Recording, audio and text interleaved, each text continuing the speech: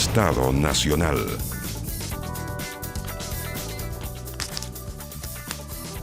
¿Qué tal? ¿Cómo están ustedes? Muy buenas noches. Bienvenidos a este Estado Nacional. Transmisión de TVN y todas sus plataformas y Radio Duna. Un domingo donde se estrena, ya estamos en un toque de queda. Nosotros aquí con nuestro invitado, se lo presentaré de inmediato, tendremos que tener un salvoconducto. Bueno, yo en realidad él no sé, un salvoconducto para salir a la casa desde aquí, desde el lugar de trabajo. Pero bueno, las medidas empiezan a avanzar conforme las autoridades van estimando lo necesario en distintas partes del país, medidas distintas para situaciones distintas. Esa es un poco la tónica de lo que se ha dado esta semana, cuando algunos piden decisiones totales para una población tan diversa y tan amplia, en realidades tan distintas también.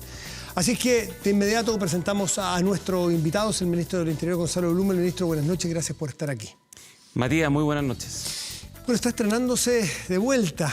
¿Quién lo iba a decir? Es una frase de don Julio Martínez. ¿Quién lo iba a decir? Bueno, que en tan poco tiempo 2 periodos de toques de queda por situaciones totalmente distintas y ya estamos en uno de ellos. ¿Cómo lo están evaluando? Me imagino que usted ya lo monitoreó en los 15 minutos que llevamos de toque de queda. A ver, lo primero yo quisiera mandarle un saludo cariñoso a todas las personas que están viéndonos en sus casas, en familia. No es fácil, obviamente, estar recluido, confinado. Son medidas que no son gratas, que restringen libertades, garantías constitucionales, pero que son necesarias. Entonces yo le quiero mandar un saludo y la solidaridad a todos quienes nos están viendo y este momento que están compartiendo, que están junto a sus seres queridos, que sirva también para la reflexión, para informarse y lo más importante, creo, tomar todas las medidas de autocuidado que son fundamentales para enfrentar esta crisis y esta pandemia del COVID. ¿Por qué se decide este toque de queda en un horario donde naturalmente el tráfico, el movimiento en Chile baja considerablemente a partir de las 10 de la noche? ¿Es para ir soltando la llave de presión a esta petición de algunos de cuarentena total, de ir entregando algo? A ver, lo primero es que esto responde a un plan y el plan que hemos implementado como gobierno ha contado con la asesoría fundamentalmente de expertos, de científicos. Tenemos un grupo de científicos que está asesorando al presidente y al ministro de Salud y que responde, digamos, a una planificación que viene desde el mes de enero y en particular en febrero cuando se decreta alerta sanitaria. Y posteriormente se empieza a tomar un conjunto de medidas progresivas que tiene fundamentalmente 3 pilares.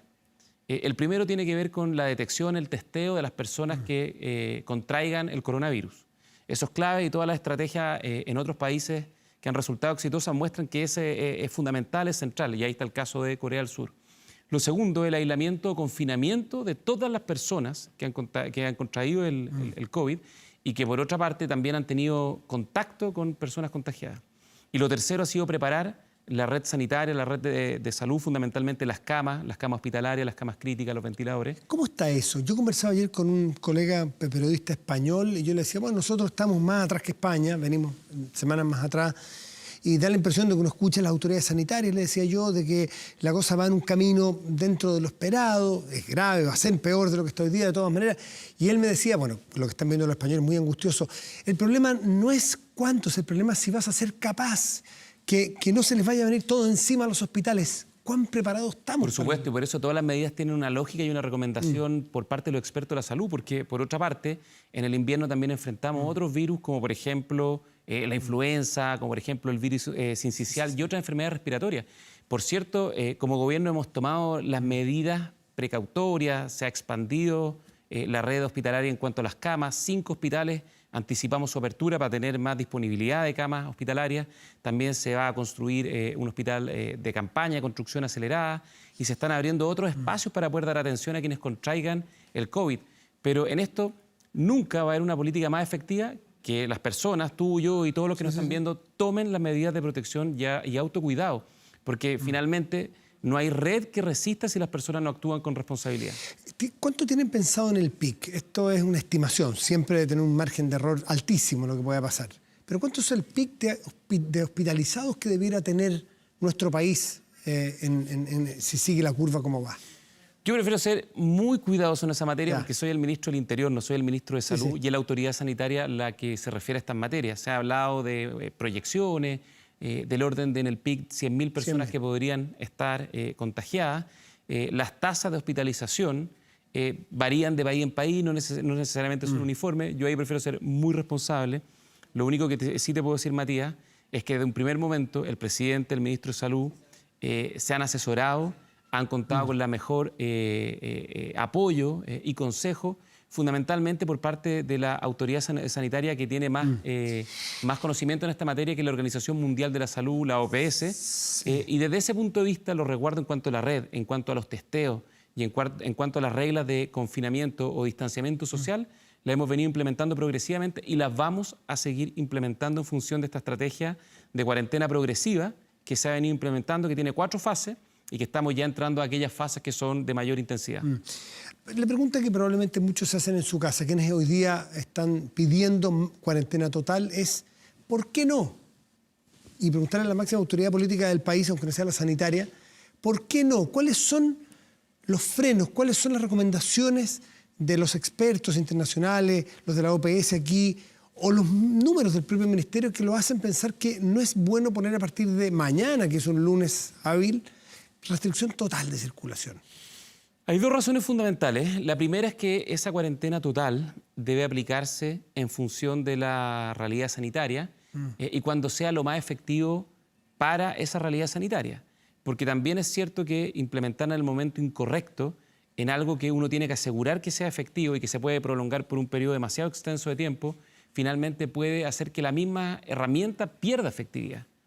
Si nos exponemos a periodos extremadamente prolongados de cuarentena. Y por lo tanto, que alargarlo artificialmente puede perder eficacia cuando se necesita. Por supuesto, y porque uno tiene que asegurar que la medida es eficaz y que se cumple. En esto no solamente hay que confiar en la responsabilidad de las personas, sino que también el Estado tenga el suficiente músculo para hacer que se cumpla esta medida. Y la segunda, porque obviamente esta protección también tiene que compatibilizarse, además de la realidad sanitaria, con las necesidades que tienen todas las familias y todas las personas de acceder a las cadenas de suministro, a los servicios básicos esenciales, a los servicios de salud y, en consecuencia, esto que se va a venir o que se va a implementar en forma progresiva. De hecho, ya tenemos aislamiento y cuarentena en algunas localidades del país, como por ejemplo el caso de Caleta Tortel.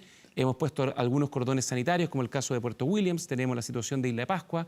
Hoy día se instaló un cordón sanitario de aislamiento en Chillán y Chillán Viejo, y por lo tanto se han venido tomando las medidas. El miércoles se decretó el estado de excepción constitucional. Esta semana tuvimos también la suspensión de las clases preescolares, escolares y universitarias. También el cierre de las fronteras. Y progresivamente vamos a seguir tomando todas las medidas que la ciencia nos recomienda. De hecho, la OMS, hoy día estuvimos, cuando constituimos esta mesa social COVID, está el representante en Chile de la OMS, señaló que todavía no es el momento óptimo y que ese momento óptimo se determina en función de la estrategia país y de la realidad sanitaria. ¿Y ese momento óptimo cuándo debiera ser según las proyecciones? Yo no te lo puedo responder en este momento porque obviamente es una decisión de la autoridad sanitaria. Sin esto, y creo que... ¿Pero es próximo? ¿Estamos próximos? Progresivamente, y yo creo que en algún momento próximo se van a ir generando las condiciones para que distintos territorios y localidades avancen en esa dirección. Ahora, hay medidas previas, como por ejemplo los cordones sanitarios. Sí, no, sí, pero si es que en algún momento va a llegar esa cuarentena total, con los efectos económicos, sociales que va a tener, y que es larga, y que es tediosa, y que es difícil de manejar, el sentido común desde la República de la Ignorancia, porque ¿qué dicen los técnicos cuando ustedes le preguntan por qué ese mismo, si se va a usar esa herramienta, no usarla ahora y adelantarse, ¿no sirve? Porque tú tienes que finalmente compatibilizar la efectividad de la herramienta con la necesidad sanitaria que tenemos como país de ir, como lo han dicho todos los expertos finalmente, aplanando la curva de contagios de forma tal de que la capacidad sanitaria del sistema y el ritmo de contagio finalmente pueda adecuarse a lo que es mejor para el país. Se entiende, hoy no está tan alta que necesite aplanarse, quizás cuando esté más alta se va a necesitar esa herramienta, pero la pregunta es si es que, por eso del sentido común, que puede ser no siempre el más común de los sentidos, pero si uno lo pone ahora, no necesariamente va a ayudar a aplacar la curva en 3 semanas más, 4 semanas más. Y pueden producirse situaciones que efectivamente se contenga, pero después vuelva a producirse un rebote cuando tengamos la situación más crítica durante los meses del invierno, por ejemplo, con otras enfermedades respiratorias. Por lo tanto, hay que ser muy responsables en esta materia. Hay países que han optado por distintas estrategias. Nosotros hemos optado por una estrategia de 4 fases, avanzando hacia una cuarentena progresiva. Corea del Sur ha optado por una estrategia en ese sentido, donde lo central, yo te diría, es 1, la identificación, los testeos, y en eso estamos haciendo todos los esfuerzos por ampliar la red de testeo. Hoy día lo vimos en la mesa social que nos reunimos, que tenemos una capacidad hoy día del orden de 4.000 testeos diarios que la queremos más que duplicar en las próximas semanas. Y después el confinamiento y el distanciamiento de las personas que han sido contagiadas o que han tenido contacto con los contagiados. ¿Corea del Sur es el modelo que ustedes tienen más en mente? No es el único, obviamente, pero es el que más les parece... No, no es el único. No, Mira, no, en esto, obvio. En esto, para No ser bien transparente, el presidente lo acaba de explicar en una cadena nacional.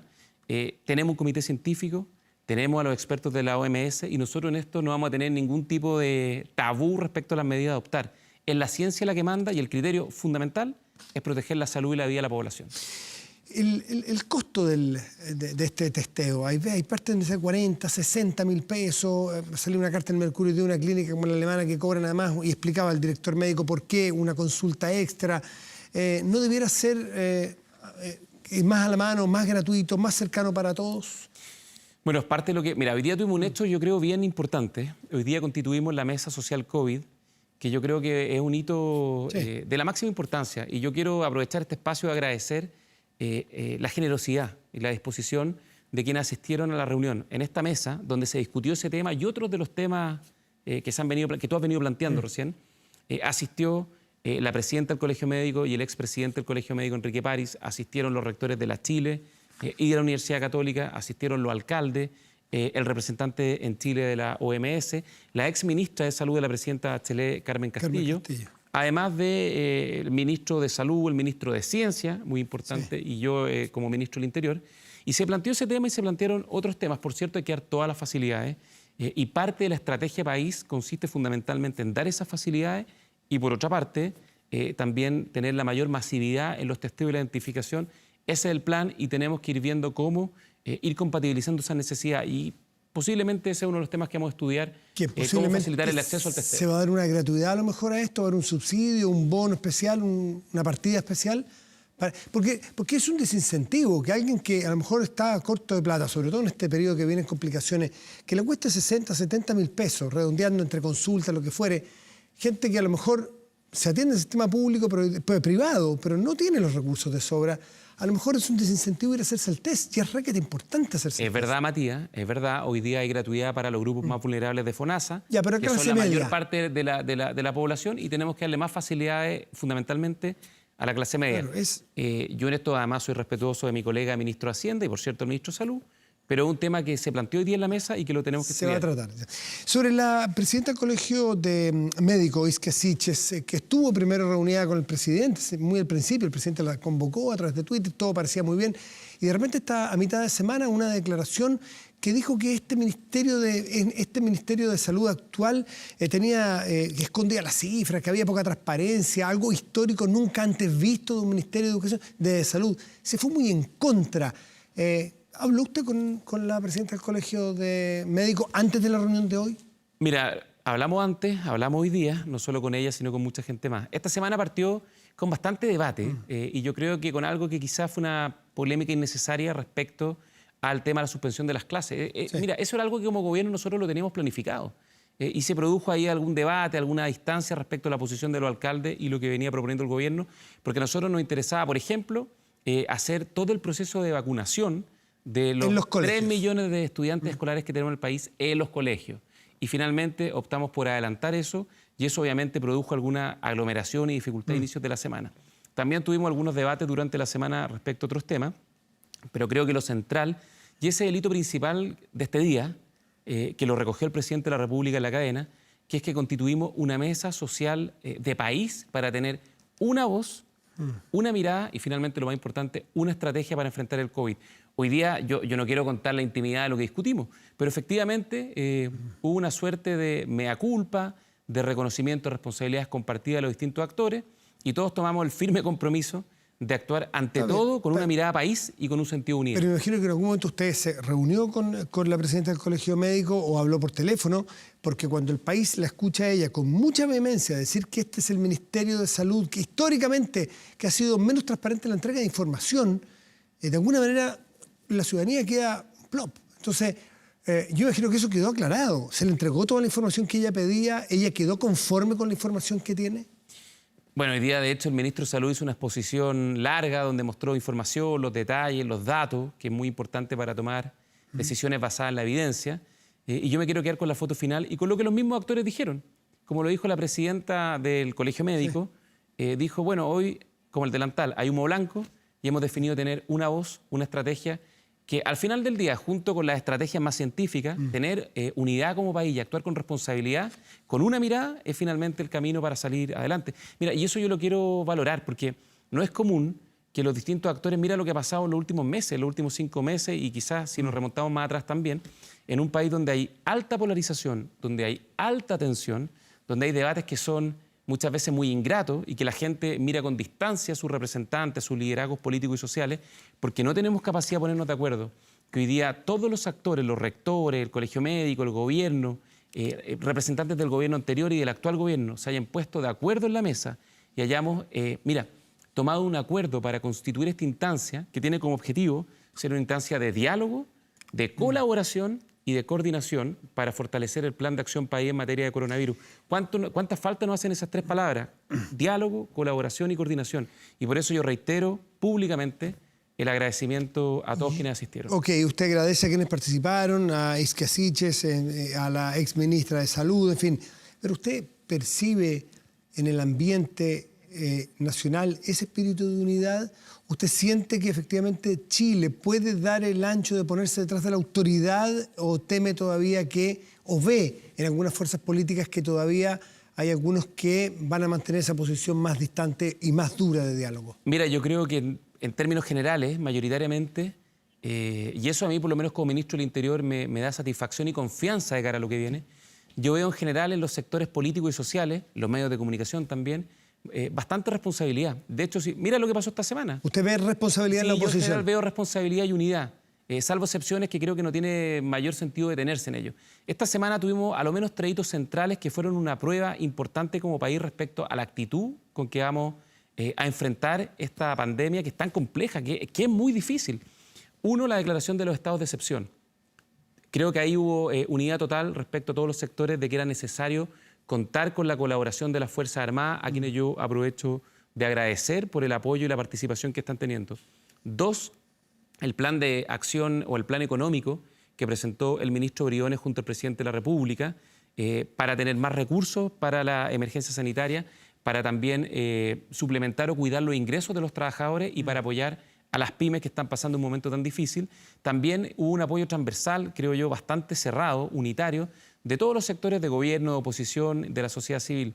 Y hoy día esta mesa social COVID que constituimos con todos los actores, creo que son 3 hitos que muestran que finalmente creo que el país tiene las capacidades, tiene la fuerza, y no ha olvidado que en otras circunstancias también tan difíciles como esta, como fue el 27F, o incluso, yéndose más atrás, cuando recuperamos nuestra democracia, somos capaces de ponernos de acuerdo en lo esencial y desde la diferencia construir con unidad. Ahora, ha sido muy difícil hacer este trabajo, me imagino, porque hemos visto una presión enorme de oposición, en algunos casos, de muchos alcaldes y algunos de ellos de oficialistas, de la derecha, que le están... O sea, lo de los colegios la semana pasada, nosotros lo que vimos desde afuera es que los presionaron a adelantar una medida que ustedes no tenían prevista, y de alguna manera usted lo reconoce. Y ahora Estaba prevista. Pero Lo que pasa es que hay una diferencia en el timing. ¿Hay algo en la credibilidad de este gobierno? Porque viene con una crisis anterior donde veíamos las encuestas que estaban muy disminuidas, muy depreciada la credibilidad del presidente, de sus ministros y del gobierno en general. Bueno, es cierto. Yo creo que efectivamente como gobierno veníamos enfrentando una situación bastante compleja desde el 18 de octubre. Ahora, como país en general, no solo el gobierno, pero el gobierno en particular. Los 5 meses previos fueron muy difíciles, pero yo no tengo ninguna duda que los 5 que vienen van a ser mucho más difíciles. Y por eso yo creo que tener una actitud distinta y enfrentarlo con sentido de unidad y con responsabilidad, creo que es esencial. O sea, podemos hacer todos los tests, tener todas las estrategias recomendadas por la ciencia, por los expertos, tener la mayor capacidad de infraestructura hospitalaria, pero si no lo enfrentamos con unidad como país, posiblemente no lo vamos a enfrentar en forma exitosa. Y por eso yo reitero ese llamado y valoro y agradezco todos los gestos, pese a las dificultades, porque hemos tenido dificultades esta semana. Pero pese a las dificultades, creo que lo de hoy día, constituyendo esta mesa social, creo que además que tiene mucha legitimidad y representación, constituye un hito, no es un hito político, es un hito social de los más importantes del último tiempo. Vamos a tener pronto un repaso y vamos a un paseo virtual con algunos alcaldes a lo largo de Chile. ¿Qué le diría usted a los alcaldes? ¿Se siente presionado por los alcaldes? ¿Le han facilitado la labor al gobierno central los alcaldes? Lo primero, yo al trabajo municipal le tengo mucho cariño. Yo fui funcionario municipal durante 3 años.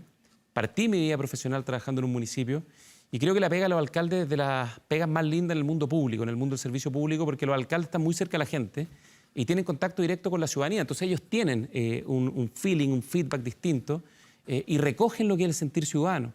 Pero también es cierto, y en esto yo quiero hacer un llamado a la responsabilidad, que los alcaldes tienen ciertas atribuciones que están definidas en la ley. ¿Y se han sobrepasado? En algunos casos yo creo que ha habido planteamientos que han ido más allá de lo que son las legítimas atribuciones. Y obviamente eso no es tolerable y eso no corresponde. Y por eso yo lo digo con mucho respeto, pero también creo que desde mi posición como ministro del Interior tengo que ser muy enfático en señalarlo. Nosotros tenemos que hacer que se cumplan las normas constitucionales y las normas legales que todas las autoridades tienen para enfrentar esta crisis. Porque si cada uno empieza a plantear distintas estrategias, finalmente no nos va a ir bien. Y en esto el llamado es que nos pongamos todos detrás de la autoridad sanitaria. Por cierto, nosotros como gobierno tenemos que hacer un esfuerzo por recoger las distintas posiciones. Hoy día los alcaldes plantearon algo que yo creo que es importante, que es que mejoremos los canales de comunicación con las autoridades municipales. Son 345 en el país, cada uno tiene una realidad distinta. Yo también entiendo que hay mucho temor y mucha angustia. Hay mucho temor y mucha angustia de la ciudadanía y los alcaldes lo recogen. Pero por eso creo que es importante tener instancias de coordinación y de comunicación. Ministro Blum, el temor y angustia y la presión que sienten en el terreno los alcaldes, hay que ser empáticos con ellos también, ¿no es cierto? Pero hay algunos que leen no solo que están muy presionados, sino que tienen un incentivo porque van a ser candidatos, muchos de ellos, a la reelección, ahora luego, para las próximas elecciones municipales. ¿Usted cree que hay algo de eso? Quiero creer que es más bien porque la mayor cercanía con la gente y la gente obviamente tiene angustia, tiene temor. Y nosotros lo que tenemos que hacer desde el gobierno y también todos los que tienen liderazgo político, liderazgo social y en particular los alcaldes, es transmitir confianza y transmitir las certezas que se están tomando las decisiones y que tenemos que cuadrarnos detrás de la autoridad sanitaria porque finalmente esto es la ciencia, esta es la estrategia a partir de la evidencia, a partir de los datos y esa es la única forma de hacerlo, creo yo, de la manera más efectiva posible. Después en ese asiento va a estar el alcalde Germán Codina de Puente Alto, con quien vimos tuvo no sé si se puede decir, un impasse. Lo vimos todos los chilenos, porque él dejó ahí, no sé si estaba previsto que estuviera al lado suyo en ese punto de prensa, y usted habla algo con él, que no sabemos qué es lo que es, y él hace un gesto muy chileno de decir, no, y se da media vuelta y se va. ¿Qué pasó ahí? Cuéntenos. ¿Y si quedó, y si se hablaron después? Es verdad que yo vi la imagen después y parece como que era un impasse, no hubo ningún impasse. De hecho, me estaba comentando que tenía una reunión que estaba atrasado, tenía que ir a la Asociación Chilena de Municipalidades. ¿Fue un desaire? No, yo no lo tomo como un desaire. De hecho, hoy día fue, y creo que fue uno de los que planteó con más fuerza la importancia de actuar con unidad, que tienen miradas distintas en algunas materias, pero bajo ningún punto de vista fue un desaire. ¿No hay diferencias hoy con el...? Me planteó, sí, muy enfáticamente la necesidad de ampliar la mirada, incorporar distintas visiones, que es precisamente lo que hicimos hoy día. Cuando hoy día constituimos la mesa social, y por eso yo le asigno tanto valor, donde están los 3 presidentes de las asociaciones de alcaldes, está, insisto, el Colegio Médico, el expresidente del Colegio Médico, Enrique París, que planteó algo además que yo creo que es bien valioso, cuando él dice, mire, nuestro escudo dice por la razón o la fuerza. No hagamos esta estrategia en base a la fuerza, hagámosla fundamentalmente en base a la razón. Y por eso los alcaldes yo creo que nos pueden ayudar mucho en que la razón sea lo que prime en las decisiones de la gente. Porque finalmente las personas también, todos tenemos que entender que no se trata solo de cuidar nuestra salud. Cuando yo salgo y yo pongo en riesgo a los demás, si estoy contagiado y no cumplo una cuarentena, no solo estoy poniendo en riesgo mi salud, estoy poniendo en riesgo la vida de personas que quizás no voy a conocer nunca, de padres, de hermanos, de hijos, de abuelos, que quizás no voy a conocer, pero que por la transmisión del virus yo los voy a poner en riesgo. Y por eso el llamado es a cuidarse cada uno y a cuidarnos entre todos. ¿Se limaron las diferencias con el alcalde Codina que está ahí detrás y va a sentarse ahí en unos minutos más? Le vamos a preguntar su versión frente a la gente. ¿O siguen quedando diferencias de mirada respecto de esta contingencia? No, mira, sí, más que limar diferencias puntuales tiene que ver con que hay planteamientos que muchas veces pueden ser legítimos. ¿Sigue habiendo diferencias en la mirada? No, yo creo que hoy día plantearon varios puntos. El tema, por ejemplo, de avanzar en gratuidad en los test de diagnóstico del coronavirus es un tema que obviamente lo tenemos que estudiar. También se plantearon temas respecto a ampliar las redes y la capacidad del Estado de detección con más puntos, con una estrategia mucho más intensa en ese sentido, y es lo que obviamente queremos hacer como gobierno, la participación de las universidades, de los estudiantes de medicina, la protección del personal de salud. Otro tema que plantearon los alcaldes, de hecho esto lo planteó el alcalde Codina, que es valioso, cómo incorporamos la mirada a los gremios, de la Confusam, de los gremios de la salud y del resto de los gremios que también quieren participar. Yo recibí la llamada dada la contingencia social, a mí me tocó tener mucho contacto con los gremios de las distintas realidades del país. Todos quieren participar. Yo creo que eso es valioso. Yo creo que eso es valioso. Ahora, el desafío es que tengamos la capacidad de construir finalmente una mirada unitaria y una estrategia país en este tema. Ministro Gonzalo Blumen, le quiero agradecer por estar esta noche aquí en Estado Nacional.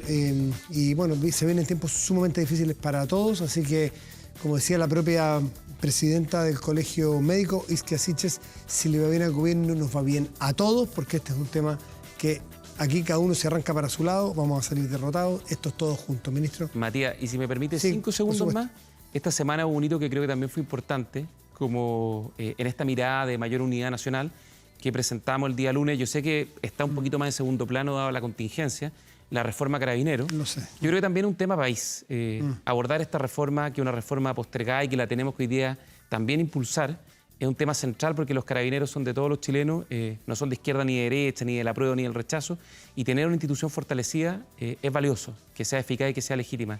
Y lo segundo, aprovechar esta instancia, sinceramente, para agradecer... ¿Y ve ahí que hay espacio, que hay un ambiente distinto para poder apoyar la reforma? Yo creo que sí, porque plantean? si tú te fijas, nosotros conformamos un grupo de trabajo, Sí. un consejo para la reforma, donde básicamente hay gente de distintas miradas sociales, políticas, de expertise, en el mundo de la seguridad, en el mundo de los derechos humanos, que pudo emitir un informe que yo creo que nos permite tener una hoja de ruta de mediano a largo plazo para hacer una reforma profunda, que ya partió en todo caso. Y en el Senado, el senador Arboe con otros senadores de mirada distinta a la del gobierno también hizo una propuesta que es muy convergente. Y lo segundo, yo quiero aprovechar esta plataforma, que no se da todos los días o todas las noches, para agradecerle a los héroes anónimos de esta cruzada contra el coronavirus, que es el personal de salud, que son los miembros de las Fuerzas Armadas, de Carabineros, quienes trabajan en las cadenas de suministro de alimentos, que finalmente son los que están haciendo, son la verdadera primera línea que está haciendo el esfuerzo para sacar adelante a nuestro país, que ha pasado tantas dificultades en el último tiempo y que va a enfrentar tantas dificultades más y poder hacerlo de la mejor manera posible. Así que para ellos, todo el agradecimiento, porque al final esto va a ser difícil, esto va a ser complejo, pero yo creo que si trabajamos unidos lo vamos a sacar adelante. Así que para ellos también un saludo y un agradecimiento muy grande. Gracias, ministro Blumen. Gracias, Matías. Muy buenas noches. Buenas noches. Bueno, y nosotros vamos a continuar con nuestro programa. A continuación mantendremos una conversación justamente con los alcaldes, como hablábamos con el ministro. Por ese lado, ministro Blumen, por favor. Esto es toda una coreografía como para que entre un alcalde y se va el ministro. Está sucediendo todo esto aquí atrás. Saludos con los codos. Asiento, alcalde Codina, ¿cómo está usted? Bien, ¿y usted? Buenas No hay noches. nada como la verdad en la televisión al final. Hay muchas cosas que salimos por aquí, pero esta es la firme, estamos televisión en vivo. La misma pregunta que le planteé al ministro Blumen, que salió recién del estudio. Puede haber diferencias que son legítimas, pero hay roce, hay una relación que está difícil o hay más fluidez, porque lo vi el otro día yéndose, lo que vimos la ciudadanía, en no muy buenos términos de la reunión justamente con el ministro Blumen. Mire, quiero ser súper honesto y lo dije también aquí mismo en una de las entrevistas de estos días. Nosotros tuvimos una reunión entre cuatro paredes junto al presidente, al ministro Blumen y al ministro Mañalich. Yo manifesté una serie de discrepancias profundas con el ministro Mañalich, sobre todo. Y después cuando salimos al punto, afuera, no era el espacio para estar manifestándonos ahí frente a todos los medios, porque no sería serio hacerlo. Lo que sucedió en ese momento, y lo expliqué, es que yo estaba simultáneamente con varios alcaldes de Chile en una videoconferencia, hacía una hora, por celular, tratando de comunicarme con algunos. Necesitaba irme, se lo dije al ministro. Pero no fue un desaire, no fue que no quería aparecer con ellos, porque el ministro Blumen acaba de decir que fue exactamente por eso, porque tenía que irse, tenía una reunión. ¿O fueron las dos cosas? No fue ningún desaire, yo no actúo de esa manera. Si estoy en la conferencia, me quedo. Lo que sucedió ahí es que yo le digo, ya voy una hora atrasado, Ya. tengo a los alcaldes de Chile en Sí, sí, sí, videoconferencia, para mí es muy importante poder comunicarme con ellos, Esa tener es la su razón. feedback. Esa es la razón. Eso es fundamentalmente la razón. Después quiero sumar a los... Y si sí. tenemos discrepancias, las arreglo cara a cara. No, está bien. Y es legítimo siempre tener diferencias de mirada, pero vamos a conversar sobre eso. Probablemente me avisan si es que ya estamos en condición de presentar a los otros alcaldes para hacer este panel abierto. Nos vamos a Antofagasta primero, ¿les parece? Partiendo desde el norte, la alcaldesa Karen Rojo. Karen, muy buenas noches. ¿Está ahí?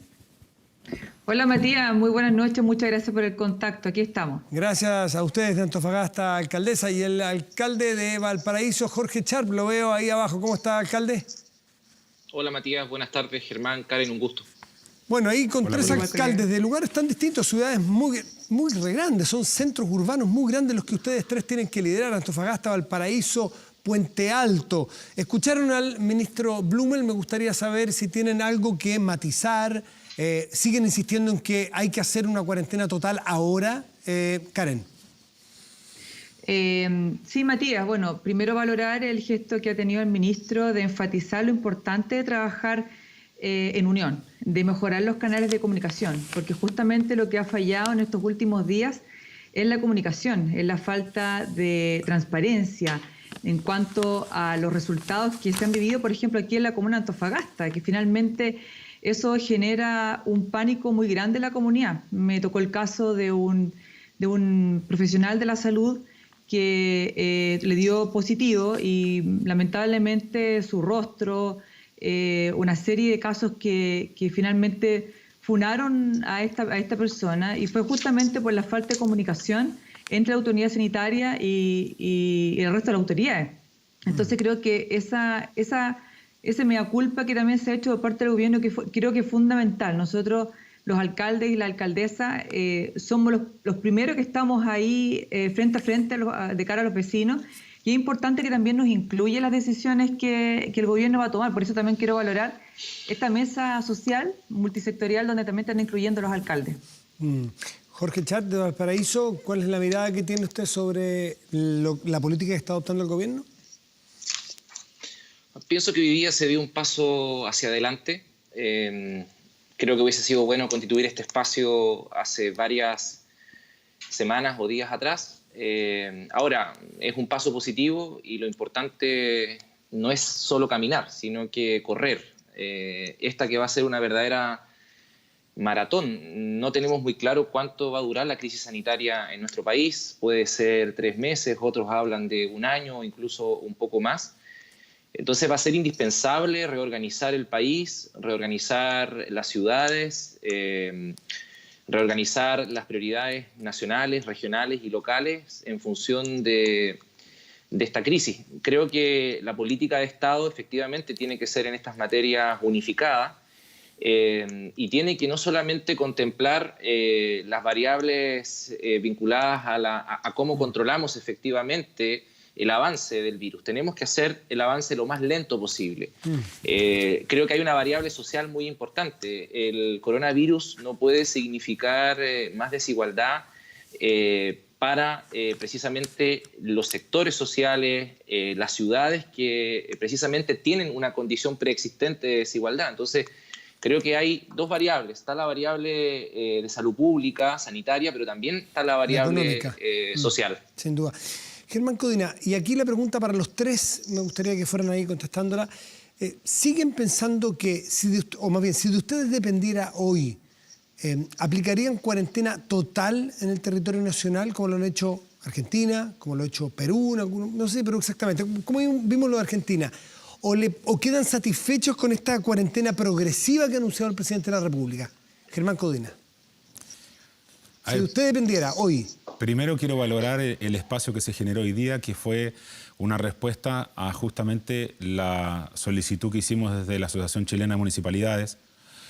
Decir que también es necesario precisar qué es lo que es una cuarentena total, porque se ha de alguna forma hecho mofa de que algunos alcaldes han pedido medidas drásticas y frente a la desesperación en algunas partes han pedido esta cuarentena. Entonces, quiero ser súper claro que ningún alcalde ¿ya?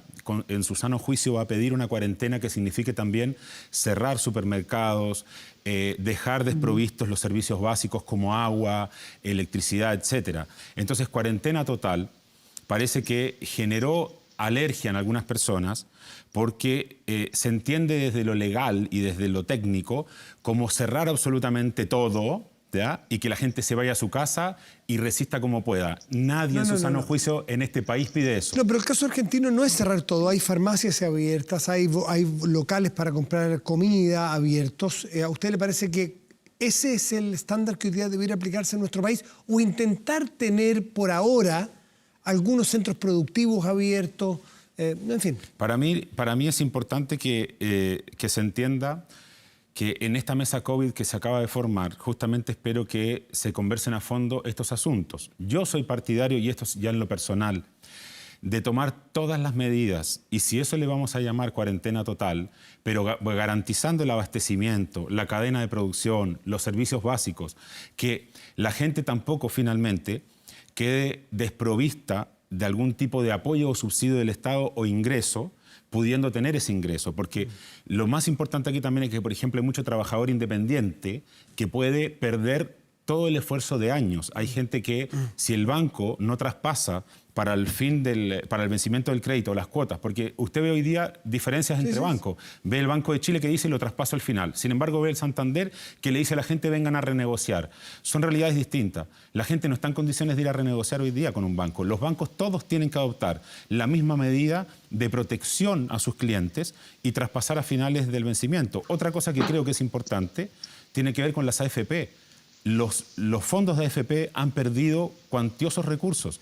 Este año, entonces, el gesto de las AFP tiene que ser no cobrar comisiones, no sacar utilidades por ninguna vía. Eso creo que es de alguna manera una contribución a que Chile pueda crecer en paz, a que la gente entienda que hay instituciones que se adaptan a la realidad, pero siempre tienen primero la vida, la salud de la gente y además también la equidad. Lo que decía mi colega recién, Sharp. Cuando yo digo que se tiene que diferir el horario de ingreso de los trabajadores, es porque conozco la inequidad terrible de que mi gente va a trabajar apiñada en la micro o apiñada en el metro. Entonces corren el horario a las 7 de la mañana, pero entonces lo que hay que decirle a los empleadores es, señores, hay gente que puede entrar a las 8, otros a las 9 y otros a las 10. Punto. Karen y Jorge Sharp, ¿ustedes son partidarios de aplicar desde ya, si dependiera de ustedes, esta cuarentena total, como la ha explicado Germán Codina, o quedan satisfechos con esta cuarentena progresiva que plantea el presidente de la República, Karen? Mira, estamos viviendo, yo creo que el peor momento sanitario de los últimos 100 años en nuestro país. Yo creo que las medidas que se han aplicado hasta el momento por parte del gobierno y el equipo también asesor técnico, no se ha podido aplacar o aplanar esta curva de contagio. Yo creo que es importante hoy día ser mucho más drástico y riguroso.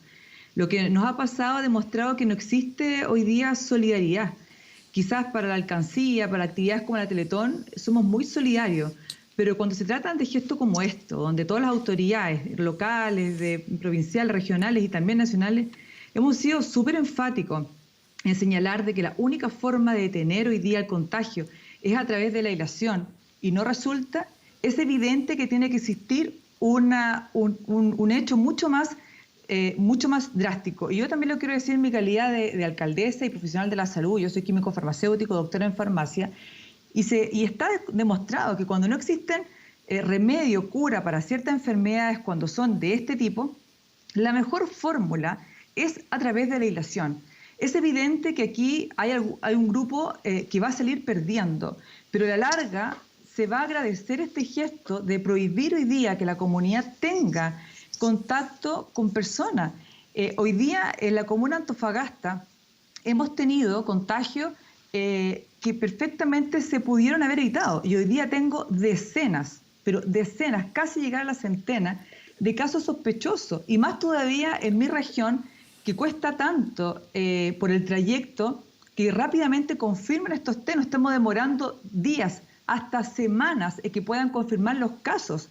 Por lo tanto, yo solicito, reitero, la importancia de tener al menos una cuarentena regional si es que el gobierno pretende ir paso a paso, que es la forma de evitar hoy día el contagio masivo, más todavía en una región minera, y que esta inclusión o esta decisión obviamente que incluya también a la minería y que la minería debe hacer gestos concretos que realmente sus trabajadores y esta región que tanto da, realmente también se pongan en esta cadena o este cordón que se pretende hacer de aislamiento regional. ¿A qué se refiere exactamente, Karen, cuando dice que la minería tiene que poner lo suyo, su aporte, específicamente? Sí, porque se ha cuestionado mucho, he escuchado muchas autoridades locales en proteger hoy día los intereses de la minería. Hoy día, para este virus, somos todos iguales. Derecha, izquierda, centro, de la minería, de la industria, los pequeños, en fin. Entonces, es importante que también las mineras entiendan que tienen que disminuir hoy día el flujo de sus trabajadores a las empresas. Son 6.000 trabajadores que perfectamente pueden estar en una minería. Por lo tanto, el contagio puede ser mayor. Entonces, hay que tomar medidas drásticas que no solamente requiere de agua y jabón, sino que también la aislación por parte de los mineros, de las pequeñas minerías. Yo hace muy poquito pedí también en la mañana, como estamos tan lejos de a nivel central, que las mineras se pongan en comprarme un equipo para poder detectar más rápidamente, que sean un par de horas y no semanas, que realmente los resultados sean, claro, estén locales.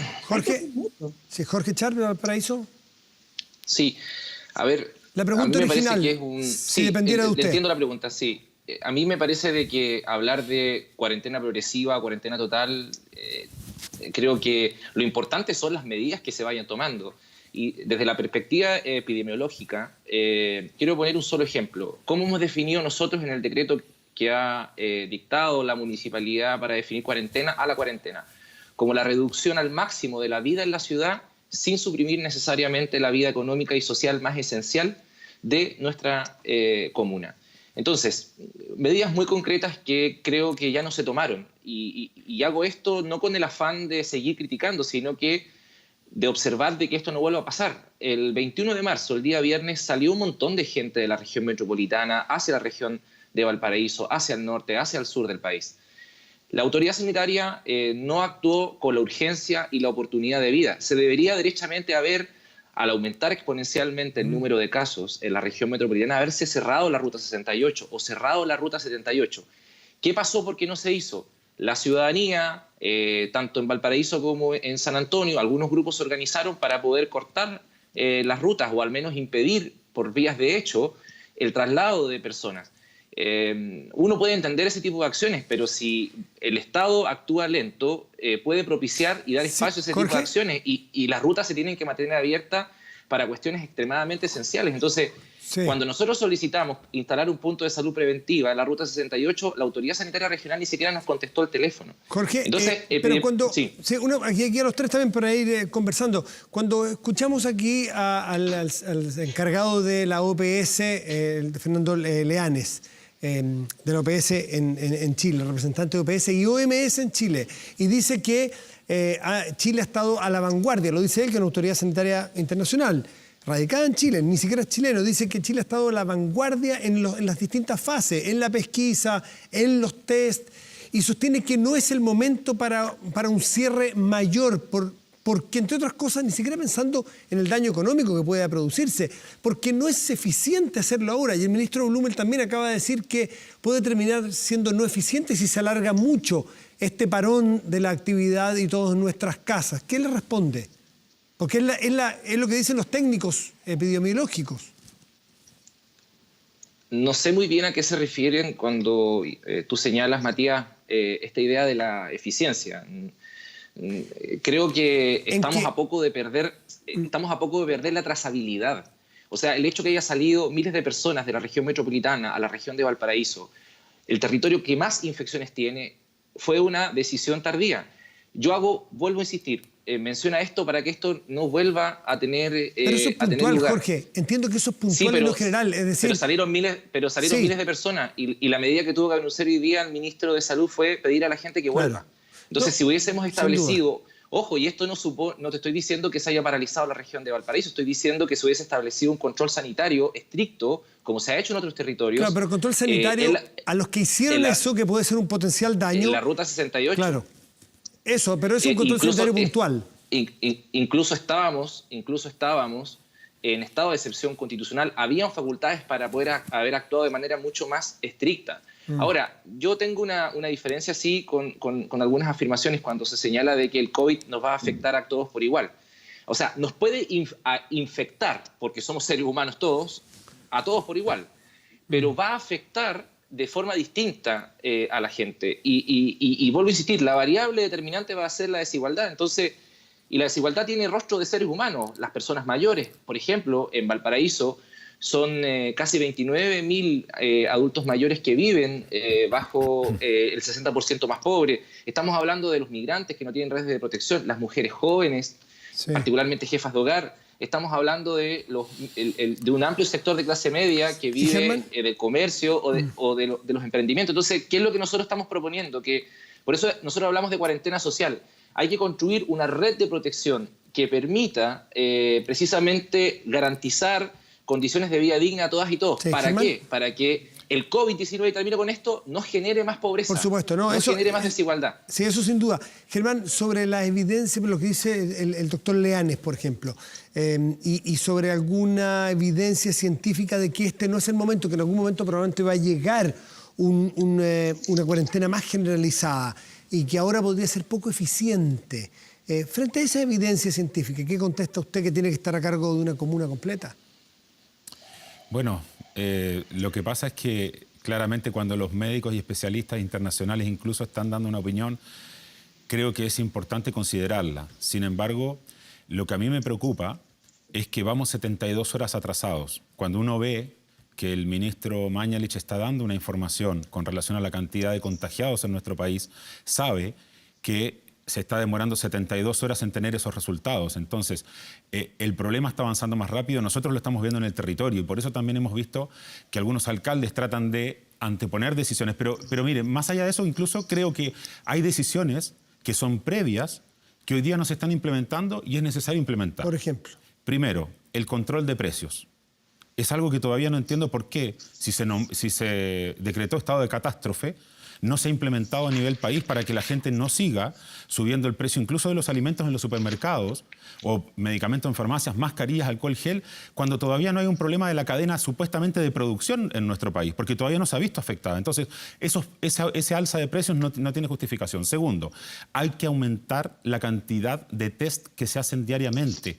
Hoy día el sistema va a ser muy exigido, se sigue haciendo en el hospital. ¿Qué hicimos con los municipios? Dijimos, ponemos a disposición los consultorios. Desde el miércoles, entonces, el gobierno accedió a que los consultorios comencemos a desarrollar test también para no estar atochando el hospital. Por ejemplo, Sotero del Río en Puente Alto, que 16 personas el día martes pasado se demoraron 10 horas en hacerse el examen. Entonces, esas son las cosas que no pueden pasar. Cuando uno ha criticado esto, no lo ha hecho con un afán personalista. Es porque uno está viendo en el día a día situaciones que están pasando. Por ejemplo, el tema de la seguridad de los trabajadores.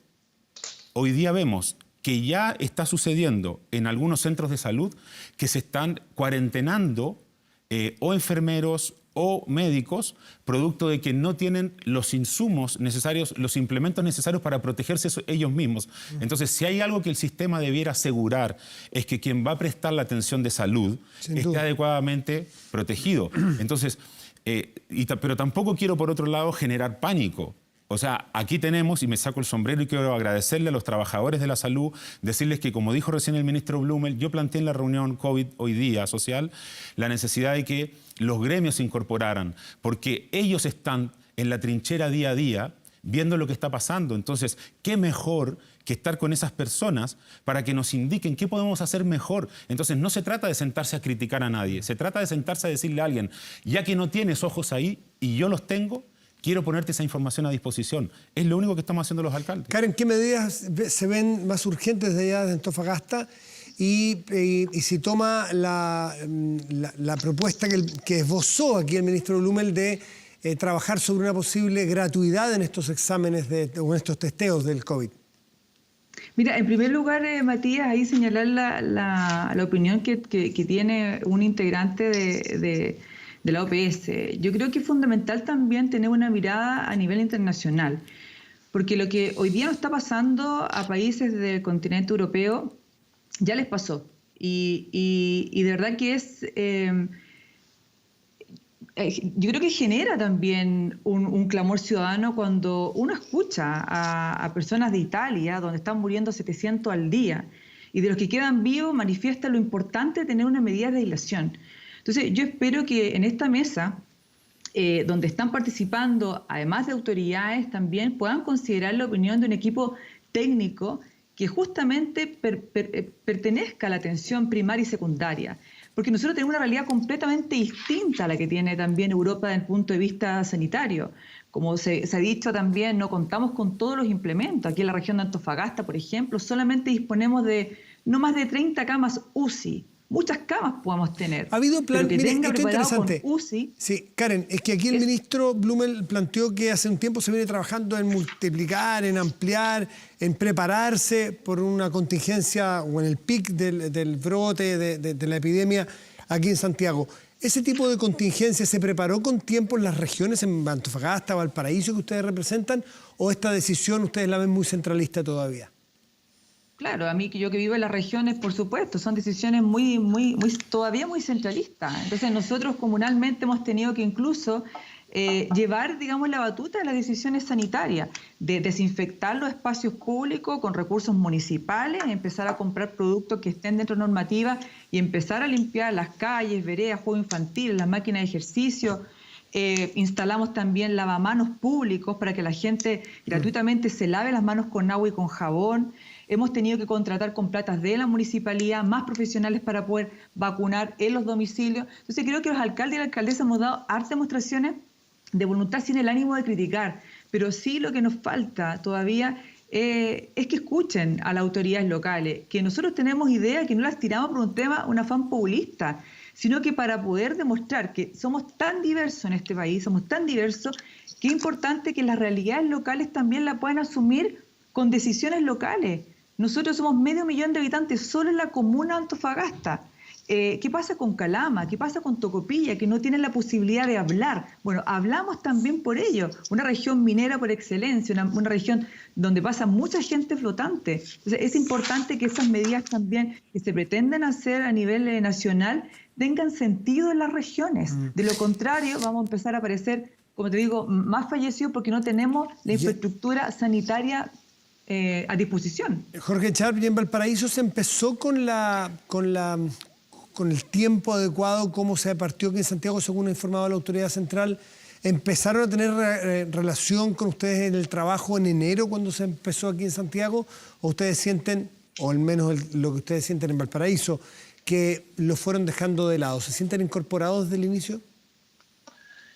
Yo espero que la reunión de hoy día permita una mejor coordinación. Comparto con Germán Codina que estamos 72 horas atrasados.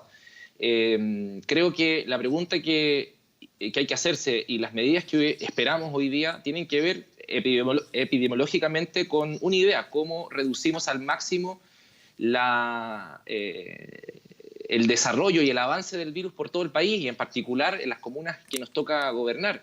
Entonces, perdón Matías, cuando yo hablo de la Ruta 68, estoy hablando de algo súper serio. O sea, la autoridad sanitaria el día viernes no tomó decisión, tomemos decisiones ahora. Establezcamos un férreo control sanitario en las rutas, en la Ruta 5, en la Ruta 68, en la ruta de acceso a las ciudades. Si no lo hacemos, vamos a tener peores condiciones para poder contener el avance del virus. ¿Se lo ha planteado y esas son directamente? decisiones que todavía... Usted se lo plantea. Sí, ¿qué le responde a la autoridad cuando usted le plantea eso, que parece bien plausible de hacer, ¿no? Aparte de necesario. Yo he estado permanentemente comunicado con el jefe de zona, con el contraalmirante Jerko Marsic, pero al final las decisiones están centralizadas, las decisiones sanitarias están centralizadas. Nosotros estamos dispuestos a colaborar en esa medida y la planteamos el día viernes, la volvimos a plantear el día sábado, la volvimos a plantear el día domingo. Entonces, si no hacemos esto, no vamos a estar, a nuestro juicio, siendo eficaces para contener el avance del virus. Y ojo, cuando hablamos de cuarentena total, no estamos hablando como precisamente se ha querido caricaturizar con que vamos a parar todo, en ningún caso. Nosotros pensamos que incluso se puede establecer cuarentenas en distintos niveles territoriales y en anillos. Evidentemente, la primera red de protección que tiene una persona es la familia. Pero también el barrio, o en el caso de Valparaíso, los cerros constituyen una red de protección. Nuestra idea es que, y este es el llamado que yo hago, es que nos quedemos en nuestras casas, que los porteños y las porteñas nos quedemos en nuestras casas, pero para quedarnos en las casas, la actividad económica no esencial tiene que paralizar. En los cerros de Valparaíso o en los barrios de cualquier otro lugar de Chile existen comercio de proximidad, existe espacio público para poder recrearse, existen ciertas condiciones básicas para que la vida se desarrolle. Entonces, no se trata de hacer caer desde arriba hacia abajo una medida uniforme u homogénea para todo el territorio. Y por eso la coordinación con los gobiernos locales es muy importante. Por eso nosotros hablamos de cuarentena social. Es decir, lo social tiene que ver con cómo los territorios y las ciudades se organizan para enfrentar, ojo, un periodo que puede ser largo, y también cómo nos preocupamos precisamente de aquellos que más lo necesitan. ¿Cómo? Y te voy a poner solamente un dato. Mira, debería el Estado garantizar y asegurar los test rápidos para todos los adultos mayores de Chile, en particular para los que están dentro del 60% más pobres. Y si el Estado no puede asegurar eso rápidamente, bueno, le hablo al 1% del país. El 1% del país que vive en las comunas más ricas de Chile, seguramente no, si se enferma va a tener mejores condiciones para poder abordar esta crisis. Su familia seguramente no se va a morir, van a tener mejores condiciones que los vecinos de Valparaíso para enfrentar. Bueno, te digo, 29.542 adultos mayores en Valparaíso existen dentro del 60% más pobre. Hacerles un test rápido a cada uno de ellos aproximadamente tiene un valor entre 600 y 700 mil pesos si el test se compra por mayor. Entonces, las municipalidades, algunas de las más ricas, pueden comprar rápidamente test rápido para toda su población o para un grupo importante de ellas, pero las más pobres no pueden. Y se da la paradoja que los territorios y las ciudades más pobres de Chile son las que tienen menos presupuesto, y los territorios y las ciudades más ricas de Chile son aquellas las que tienen más presupuesto. Entonces, necesitamos articular ya una red de protección a nivel nacional que dirija el Estado, y de ahí los alcaldes y las alcaldesas nos ponemos a disposición. Yo quiero reconocer el esfuerzo que hace Germán, el esfuerzo que hace Karen y todos los alcaldes y alcaldesas que firmamos esta carta de 169 alcaldes y alcaldesas, que estamos preocupados de la gente. Nos guía solamente la protección a la vida y la salud pública de todos los chilenos y las chilenas, y en particular, en el caso de Valparaíso, de los porteños y las porteñas. Karen Rojo, Germán Codina, Jorge Charp, espérennos un segundo, nos separamos, pero ya volvemos aquí en la conversación con jefes comunales de distintos puntos de Chile. Estado Nacional, muy atentos al COVID-19. Espérenos.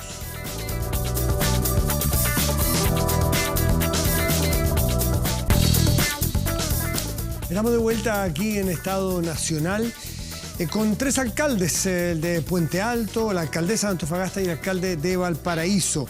Ahora hace muy poco rato estábamos ya sentados, había empezado nuestro programa y nos enteramos de que el intendente de la Araucanía, Víctor Manoli, dio positivo en uno del examen de COVID. Está también con el coronavirus. Bueno, ¿cómo se cuidan? Bueno, supimos lo de la Seremi y la Araucanía también. ¿Cómo se cuidan ustedes? ¿Cómo se está cuidando la autoridad que tiene que estar ahí imposible de parar un minuto para no tener ustedes mismos la infección? ¿Quién va? Germán. Bueno, yo, a riesgo de parecer pesado, trato de mantener cierta distancia con las personas.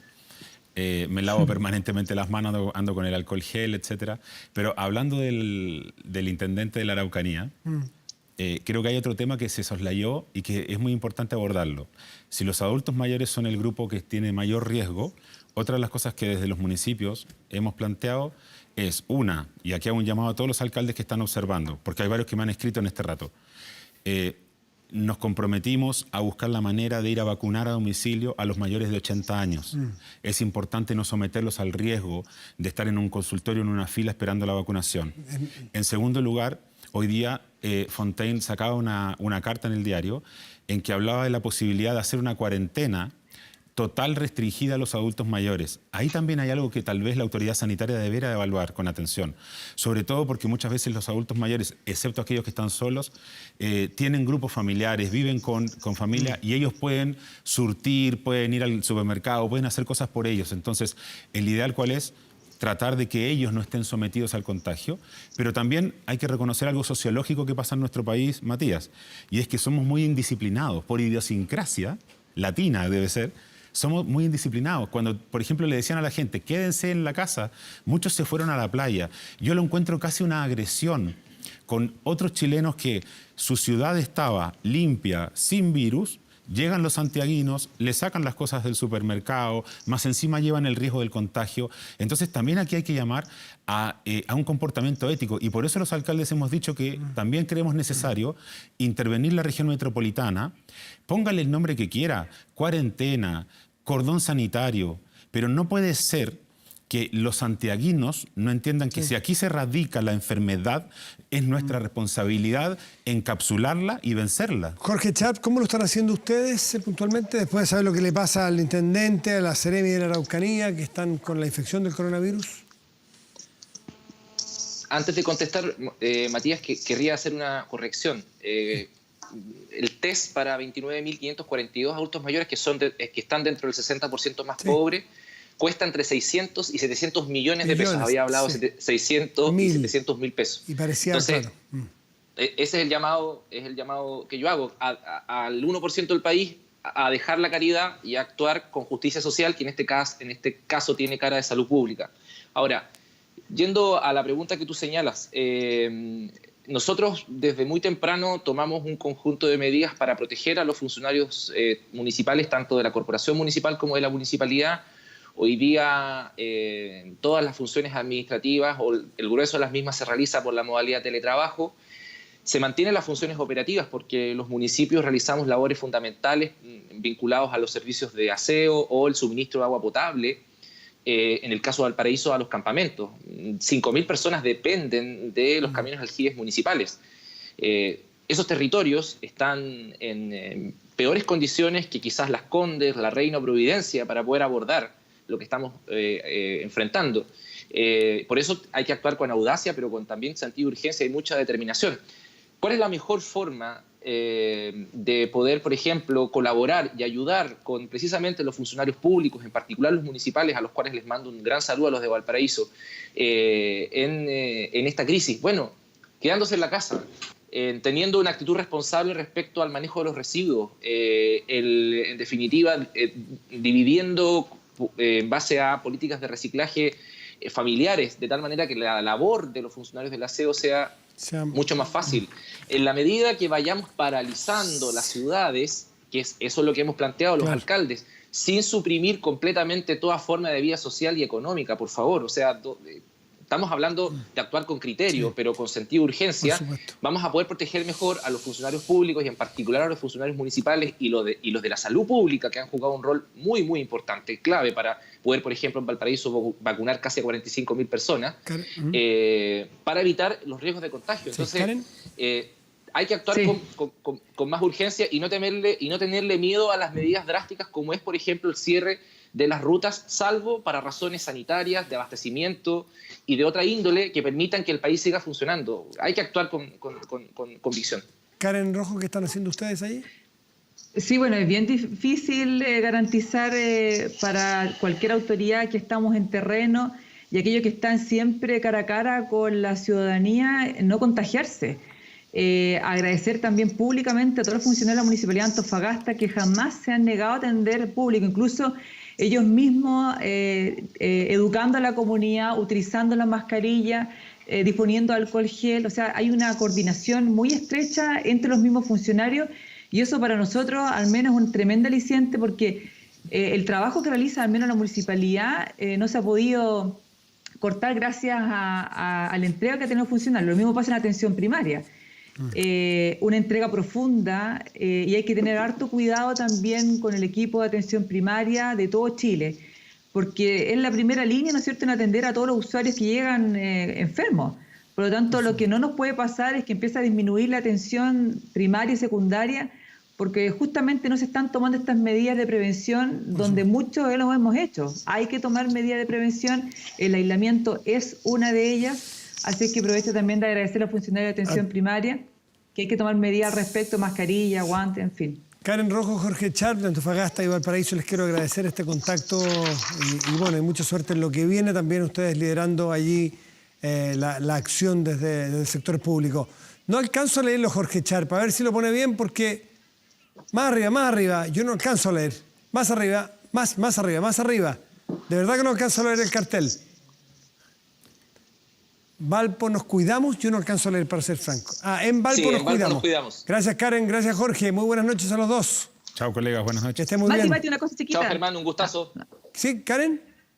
Sí, es que te quería decir que tuvo efecto el contacto porque 2 empresas ya están a disposición de comprarme este test para la región de Antofagasta, así que muy buenas noticias. Ya, pues. Buenísimo. Porque nos va a permitir tener más rápido. Y un Listo. saludo también a Calama, que mañana está de aniversario. Ya, ¿y alguna Un abrazo. empresita, alguna Chao, chao. empresa en Valpo que se ponga también para hacer test rápido, aunque Valpo está más cerca de Santiago? Gracias, Jorge, Karen. Que les vaya El muy bien a los puerto dos. tiene mucha plata. Chao, que les vaya muy bien.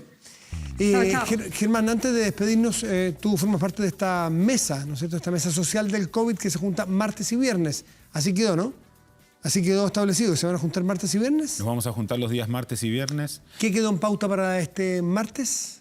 Bueno, nosotros le pedimos información importante que queremos que se transparente al ministro Mañalich. Entre ellos, por ejemplo, no solo el dato estadístico que parece casi lectura de cómputo de la Teletón, cuántos enfermos están confirmados. Nos interesa saber cuántos son los exámenes que se están realizando, si es que ha llegado gente a pedir el examen y no ha podido practicársele el examen. Queremos estar a disposición, colaborar, apoyar, pero nos interesa la restricción de los precios. Nos interesa, por ejemplo, mira, yo esto lo conversaba con algunos especialistas, me decían, si estuviéramos en Taiwán estarían regalando el alcohol gel y las mascarillas. Es obvio, porque ¿qué es lo que más le interesa al Estado? Más allá del color político del gobierno de turno, cuidar a su gente. Entonces, ¿qué es lo que tenemos que hacer hoy día?